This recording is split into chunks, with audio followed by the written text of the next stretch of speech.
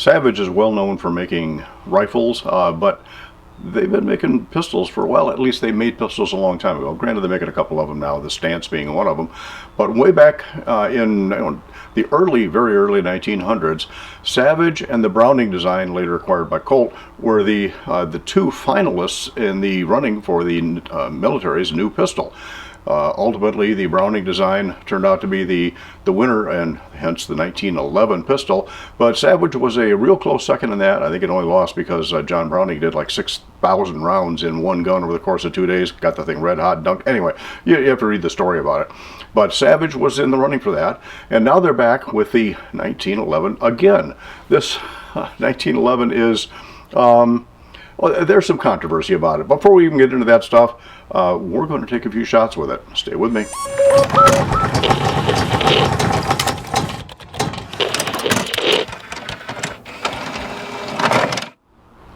We're going to put some round to this Savage 1911 at 15 yards. Got a target set up down there just to see where in general it'll shoot. Now it does have an adjustable Novak low mount tritium bar rear sight. We'll talk more about sights here in just a minute. So I'm not going to adjust it. Craig's got it adjusted for him, we hope. I'm going to put some Remington 230 grain ball through it out of a Wilson Combat magazine, and we'll just see where it shoots here at 15 yards. All right, Savage 1911 Remington 230 grain ammo, Novak sights here at 15 yards.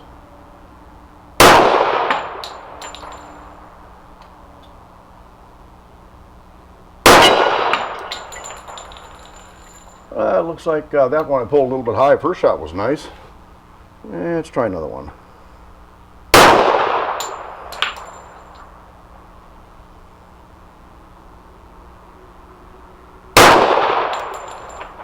All right, looks like it's shooting about where it wants to.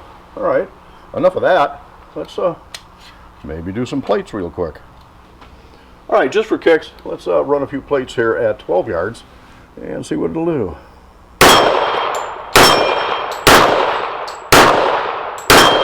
I pulled high on that one. Go back and get it. And let's go ask Alice. Ask her at the end of the shooting. How about the red prairie dog? Knocked him all the way off. All right, this is doing what I want. All right, Savage 1911. They make a few models of this. They make it with and without a rail. This one obviously has a rail on it. They make it in full stainless. They make it in black nitride. They make it in a two-tone nitride slide and a stainless steel frame. It's got some interesting features to it that you don't see on most 1911s. You got some fairly aggressive slide serrations that are not quite, again, here's where the aesthetics come in. Come on, folks. The slide serrations you would think would be parallel to the grip angle, but they're not. Front slide serrations match. They're fairly aggressive. They get a good press check on them, good hold on it, and just a slight flare up on the machining there on the side of the slide. That's nice. Chain link on top, chain link type of finish on top, which supposedly cuts down glare. I mentioned the Novak low profile adjustable or low mount adjustable tritium bar rear sight. I like it. You just balance the dot from the Tritium Mega Dot Glow Dome Yellow front sight. So you just balance the ball on top of the tritium notch or line in the back, and it gives you a fairly quick sight picture. Not what you do for precision. For precision, you still want to line up the black right angles of the front and the rear sight, and that's what I was doing here at 15 yards, and by gosh, so it does work. All right, let's take it out to 25, see what it'll do out there. Get the Savage 1911. Let's just do some playing here at 25.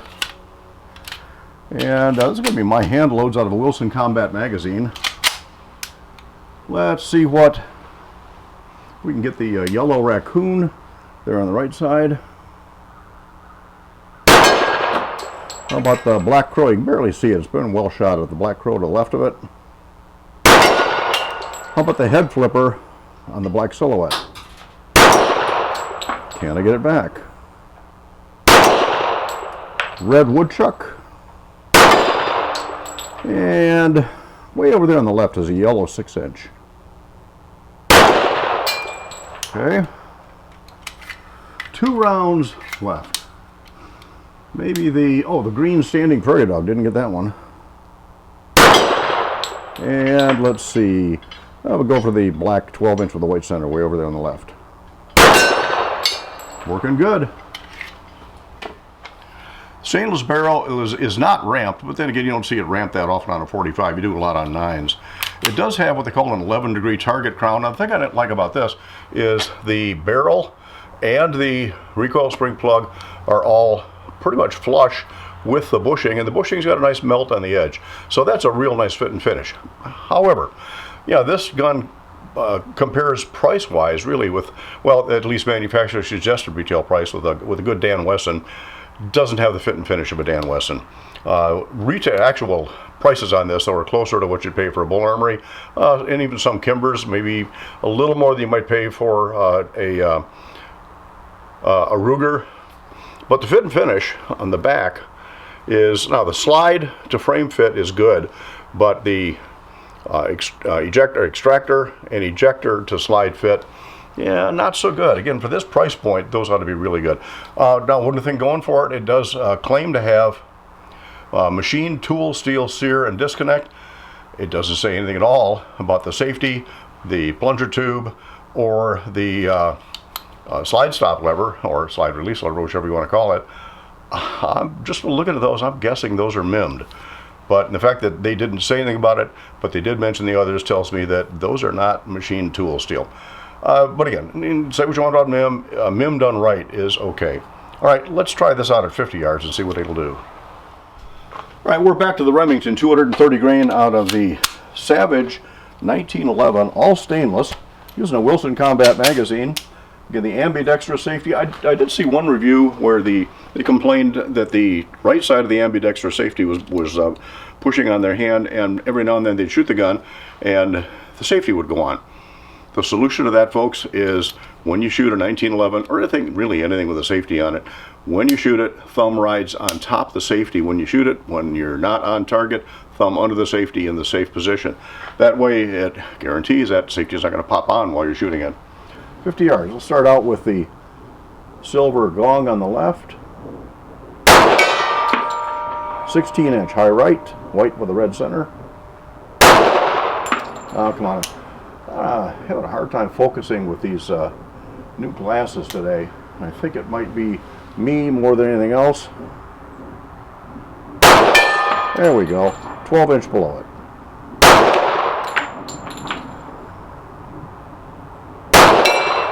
That's better.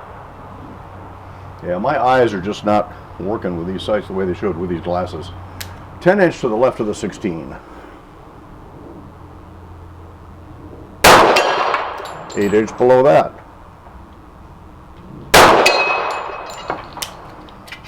One shot left. Can I get that 6-inch with one shot here at 50 yards?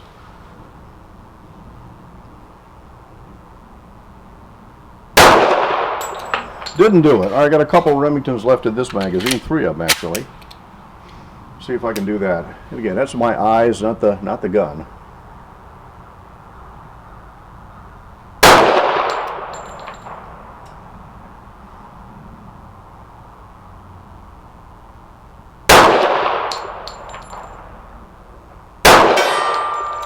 I got the gong. Again, that's my eyes. This gun, I think, is really, really accurate. It's just new glasses, and late in the day, the dusk, lots of excuses for it. All right, anyway, the Savage 1911 in stainless, again, G10 I didn't mention, G10 grips, I think these are VZs, don't quote me on it. The one other complaint I've got about it is, again, for a gun in this price point, all right, a lot of them are putting straight triggers in. People complain about that. I don't have a problem with curved trigger straight. I like straight, but I can live with a curve. But there is no over travel stop. Now, it doesn't mean that the trigger is a bad trigger. It is about 4 pounds. I didn't measure it, but it feels like around 4. It's a nice trigger. And a little bit of take up. No up and down play, so it's well fitted that way. And clean, crisp break. Now, I say I'm complaining because there's no over travel stop, yet there's no over travel on the trigger. So it is a really nice trigger. The trigger is fitting, at least the action of the trigger is fitting at this price point. The general fit and finish on the gun, yeah, maybe not quite, although The front end, definitely. The top slide chain link type, yeah. Oh, one other thing. No texture on the front of the grip. It does have the chain link style on the back of the grip. I like that. So the gun feels good in the hand, but come on, at this price point, why no texture on the front of the grip? Just, a couple little things like that. So again, if it had all tool steel parts, if it had texture on the front of the grip, if it had an over travel stop on the front of the trigger, and it had better fit and finish between the extractor and the slide and the ejector and the slide, then I'd say we're probably worth it at the price point. But this is one of those things. Oh, you can find these for Kimber prices. You can find them for generally $1,000 or under. But again, when you're trying to compete with Dan Wesson for the price point on this, you really got to take care of some of those little touches. Accurate gun, yeah. Fun to shoot gun, sure. I like shooting 1911 45s. The Savage 1911 all stainless does the job.